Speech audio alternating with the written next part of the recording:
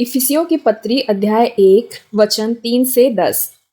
हमारे प्रभु यीशु मसीह के परमेश्वर और पिता का धन्यवाद हो कि उसने हमें मसीह में स्वर्गीय स्थानों में सब प्रकार की आशीष दी है, जैसा उसने हमें जगत की उत्पत्ति से पहले उसमें चुन लिया कि हम उसके निकट प्रेम में पवित्र और निर्दोष हों, और अपनी इच्छा की सुमति के अनुसार हमें अपने लिए पहले से ठहराया कि यीशु मसीह के द्वारा हम उसके लेपालक पुत्र हों, कि उसके उस अनुग्रह की महिमा की स्तुति हो जिसे उसने हमें उस प्यारे में सेंतमेंत दिया।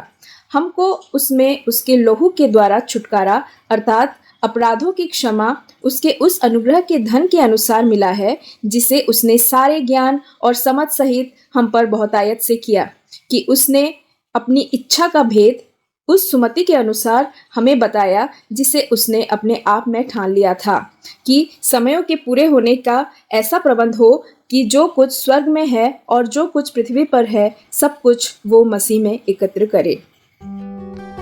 परमेश्वर विश्वासी जनों की परवाह करते हैं। यह केवल आध्यात्मिक विषयों तक ही सीमित नहीं है। यह जानकर आप आश्चर्यचकित होंगे कि परमेश्वर हमारे दैनिक जीवन के विवरण में भी रुचि रखते हैं। हम जीवन को विभिन्न श्रेणियों में बांट देते हैं। हम काम, घर और विश्वास से जुड़े मुद्दों में अंतर करते हैं, लेकिन हमारे स्वर्गीय पिता हमें एक संपूर्ण व्यक्ति के रूप में देखते हैं। पवित्र शास्त्र बाइबल यह दर्शाती है कि परमेश्वर ने शरीर को भोजन देने, दिमाग को बुद्धि देने और मन को शांति देने के लिए तैयार किया है। और चूंकि प्रभु यीशु मसीह शरीर में वास कर रहे पवित्र आत्मा के माध्यम से विश्वासी के साथ जुड़े हुए हैं, इसलिए एक विश्वासी के अस्तित्व के हर पहलू का आध्यात्मिक संबंध है। दिन में ऐसा कोई समय नहीं होता जब एक विश्वासी का जीवन आत्मिक और भौतिक घटकों में विभाजित हो जाता है।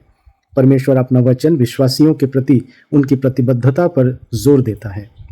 पत्रस की दूसरी पत्री अध्याय 1 के 3 वचन में हम यह पाते हैं कि उसकी दिव्य शक्ति ने हमें जीवन और भक्ति से संबंधित सब कुछ प्रदान किया है। हमें कभी आश्चर्य करने की जरूरत नहीं है कि वह हमारी जरूरतें पूरी कर सकते हैं या करना चाहते हैं। एल शादाई, सर्वपर्याप्त परमेश्वर, उसकी दयालुता कभी समाप्त नहीं होती।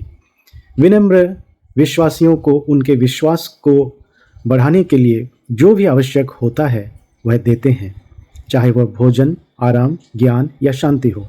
प्रेमी स्वर्गीय पिता अपने बच्चों के आध्यात्मिक तथा भौतिक जीवन को संपूर्ण रूप में देखते हैं। हम स्वयं को तब धोखा देते हैं जब हम सोचते हैं कि ईश्वर केवल हमारी आध्यात्मिक आवश्यकताओं में रुचि रखते हैं।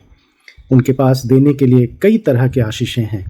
हमें बस विनम्र विश्वास की भावना से प्रार्थना करना चाहिए।